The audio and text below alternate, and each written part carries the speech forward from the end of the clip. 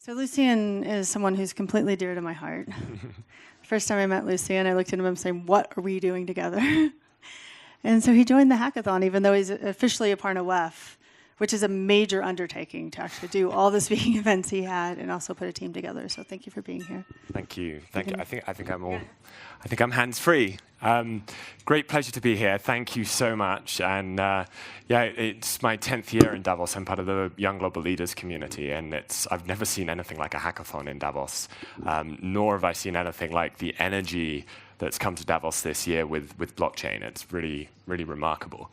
So just to introduce, this was a project we actually decided, my colleague Vlad, who is an absolute hero, who's been at the top of the mountain since Monday, building this from scratch, a project called Smart Tasks that I'm going to introduce you to today. A little bit of background, first of all. I've spent 10 years designing and building digital communities. And these are communities that bring different stakeholders together to solve problems. Often those problems are focused on the Sustainable Development Goals. And so what we've seen across the board with these different communities we power, from healthcare reform, education reform, veteran transitioning, we've got apprenticeship communities. What we've seen across the board is a challenge of incentivizing these communities effectively. So here's the opportunity, and it's called Smart Tasks. The question is, how do we incentivize communities to transform the world? This great guy, Doug Engelbart, who invented the mouse, said the better we get at getting better, the faster we will get better. Sounds pretty simple, but there's a lot we can do to apply improvement science to communities. And one of the ways we're thinking about improvement science is applying blockchain. So what Smart Tasks is about is super simple. It's about applying a smart contract approach to financially incentivize these multi-stakeholder communities to cooperate. So it's at the group level rather than at the individual level. So when we look at the problem, what do you see when you look at the SDGs? It's easy to see 17 independent bricks, and it's all too easy for those to be siloed. What we need is less bricks, but more mortar between the different SDGs, more collaboration, more dot connecting, more glue. And so the question is, how do we build that social tissue?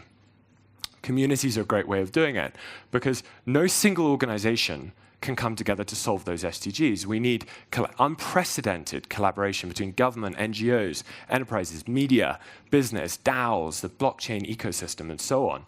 So the question is, how do we incentivize those different diverse stakeholders to come together?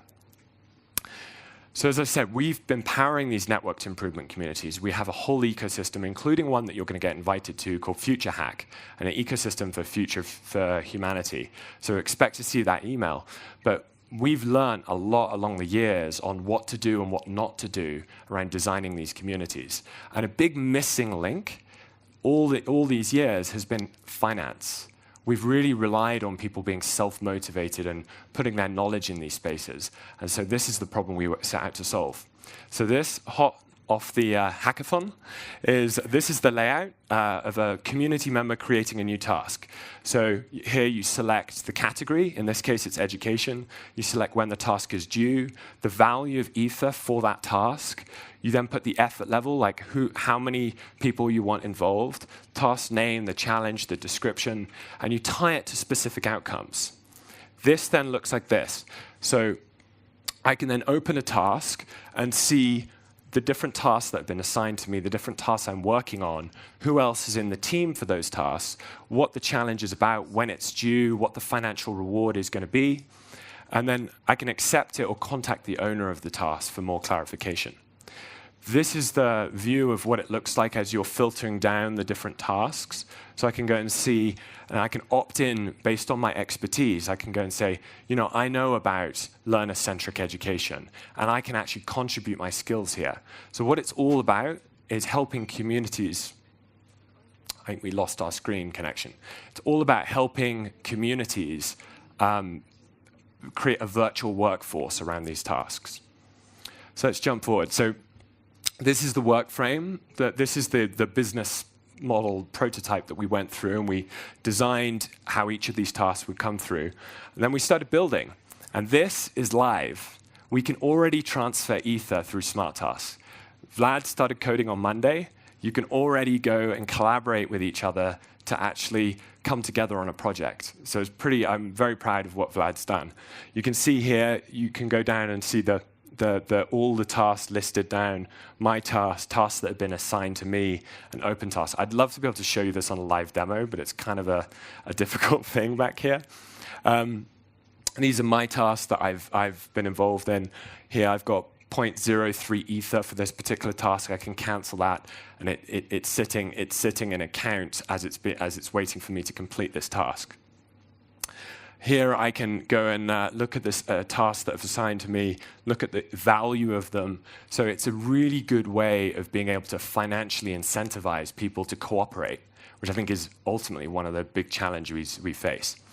There is a beautiful example just taken just a moment ago of me signing up to a task and actually having that Ether transferred so that we can actually start collaborating together on this smart task.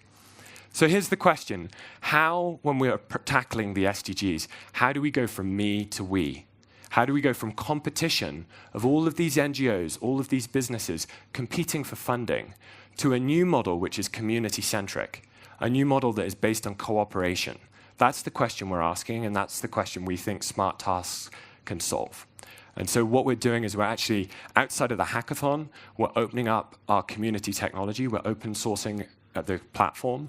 We're creating a decentralized community operating system, a platform anyone can use and build on. And then these communities will be able to create tasks, smart tasks, where teams can work together on the problems. And what I believe is we need a new human narrative. We need to return to community, to go back to the future, to community. And I think we're all involved. What this is about is unleashing our collective potential. So finishing up, a big thank you to Vlad. You're all in this picture. It was taken about 4 minutes ago. And that's Vlad there at the back. Thank you so much for agreeing to fly in. And great to be here.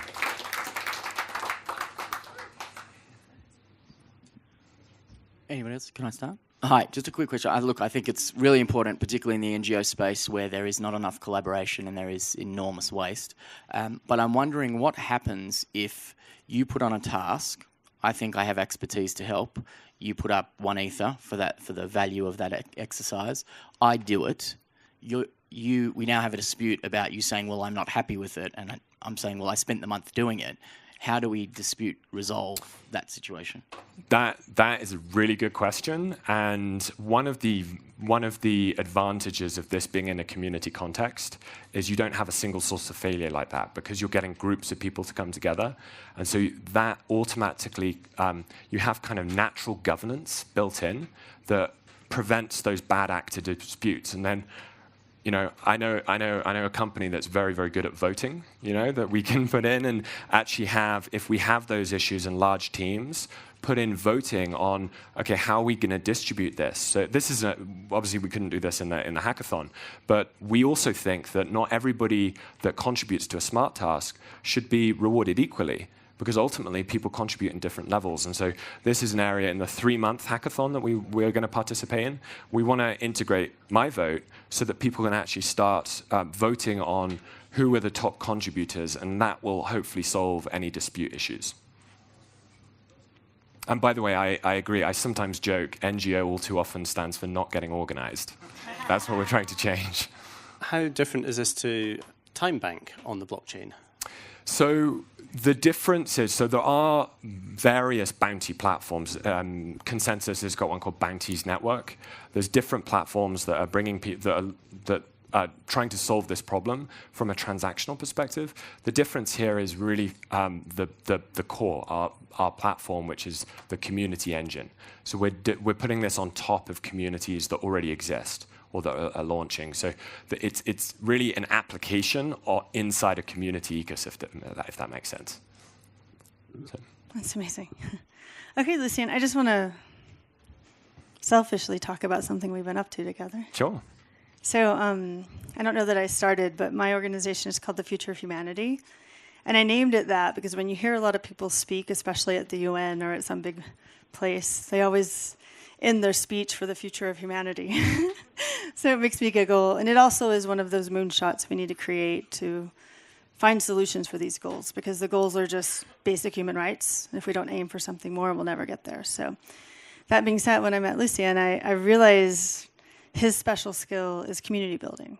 And that doesn't look like technology. That doesn't look like physical communities. That looks like the fabric of the way we connect together. So we're launching Future of Humanity and SDG communities under this new platform that he's got. So I want to tell you thank you for the work you've done. And you're all invited, because the people in the room here, who knows what solutions we can actually come up with together. You know, it's all about the we here, and it's all about empowering each other, because our 1 + 1 in this room definitely equals 11. You know, it's compounding each other's expertise, and that's what we've got to focus on. And everything's contribution-based, honestly. We're just here to give. So it's like this is just a gift to try to get us together and out of silos. And it really came from a place that, I don't know if Peter's here, but we launched a climate restoration event at the UN with a man named Peter Fikowski, who's an MIT physicist. And he's really all about how we actually take the CO2 out of the environment, how we actually restore the climate for the future. And it got a momentum so quickly that he looked at me and he said, Melinda, how are we going to manage all of this? And I said, Lucien, let's get out of silos. Can we manage this? So let's give him a round of applause. Thank you. Thank you so much.